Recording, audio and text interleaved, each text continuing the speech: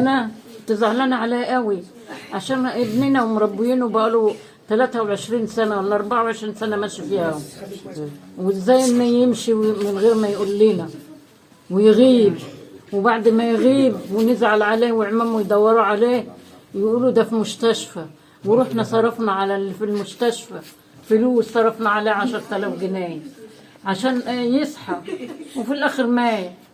وقلنا محمد مات واستعوضناه عند ربنا. بقينا زعلانين عشانه كلنا ونعيط، وطلعنا عليه رحمه وفرشنا له اسبوع، وبعدين ربنا كرمنا وجه محمد بالظبط زيه بالظبط. انا شفته وقلت هو محمد ده بالظبط. اما ده النهارده فرحتي ما كانتش سيعانه اصلا من حاله. كانت لابسه جلابيه سوداء، كنت لابسه سوداء، لابسه اسود في اسود على طول. قمت رحت قلعاه وقابلت محمد.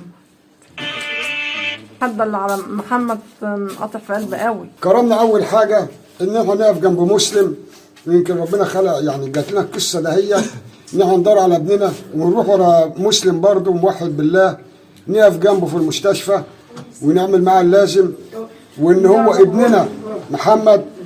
ولما توفاه ربنا سبحانه وتعالى وسعدت روحه الى خلقه الى ربنا سبحانه وتعالى يوم الجمعه في صلاه الجمعه، فكانت حاجه يعني راجل توفى يوم الجمعه، سبحانك يا رب.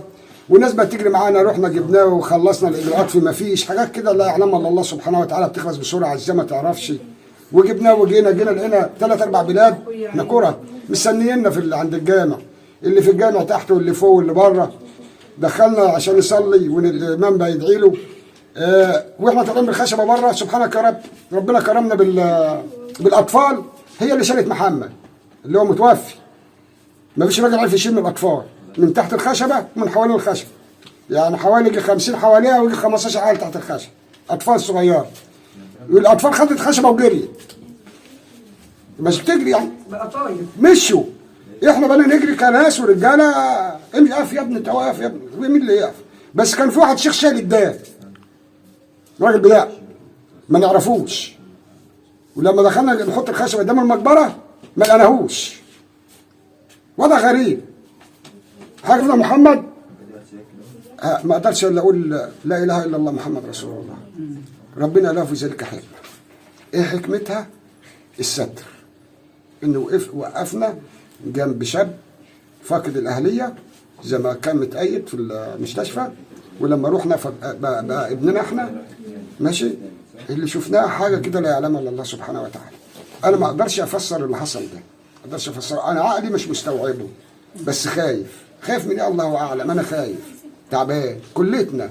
طب الناس بحالها، لان الولد ده في شيء لله عنده نسبه اعاقه، اللي بيضربه بيحصل له حاجه بيتعب، ما بنضربوش، بنحاول نسايسه ونحاول تعالى كده. طب نعامله بالطريقه. الناس جابتك الجامعه على الموقف، انت كنت رايح فين لما نزلت وجيت على انك جاي بيتك هنا؟ نزلت على الموقف صح ولا نزلت فين؟ على الموقف. وكنت رايح فين بقى؟ والله عند جدي. جدك مين؟ جدي عبد الرحمن.